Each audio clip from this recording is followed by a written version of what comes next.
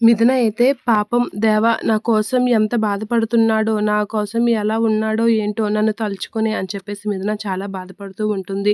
నీ కోసం ఎలాంటి బాధనైనా భరిస్తాను మిథున. కానీ నువ్వు క్షేమంగా ఉంటే చాలు అని అంటూ ఉంటాడు. దేవ నా కోసం ఎన్ని మాటలు పడుతున్నాడో, ఎంత కష్టపడుతున్నారో, ఎవరెవరు ఎన్నేసి మాటలు అంటున్నారో తన్ని, అసలు తనకి నా వల్లే ఎన్ని కష్టాలు వచ్చాయో అని చెప్పేసి మిథున చాలా బాధపడుతూ ఏడుస్తూ ఉంటుంది. పాపం దేవ నా కారణంగా కష్టాలు పడుతున్నాడు అని మిథున అనుకుంటూ ఉంటుంది. నీ కారణంగా నేను ఎన్ని కష్టాలు పడినా ఏమైపోయినా పర్వాలేదు మిథున, కానీ నిన్ను వెతికే తీరుతాను, నిన్ను పట్టుకునే తీరుతాను.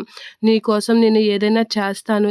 నాకున్న 24 గంటల్లో నిన్ను పట్టుకోవాలి అని చెప్పేసి అంటూ ఉంటాడు. ఇక మిథున అయితే దేవ గురించి ఆలోచిస్తూ బాధపడుతూ ఉంటుంది. పాపం దేవ నా కారణంగా కష్టాలు పడుతున్నాడు అనైతే ఏడుస్తూ ఉంటుంది. ఇక నాకున్న 24 గంటల్లో నిన్ను ఎలా అయినా పట్టుకోవాలి మిథున. నువ్వు క్షేమంగా ఉంటే చాలు, నీకు ఎటువంటి హాని జరగకుండా ఉంటే చాలు అని చెప్పేసి దేవ అయితే బాధపడుతూ మనసులో అనుకుంటూ ఉంటాడు.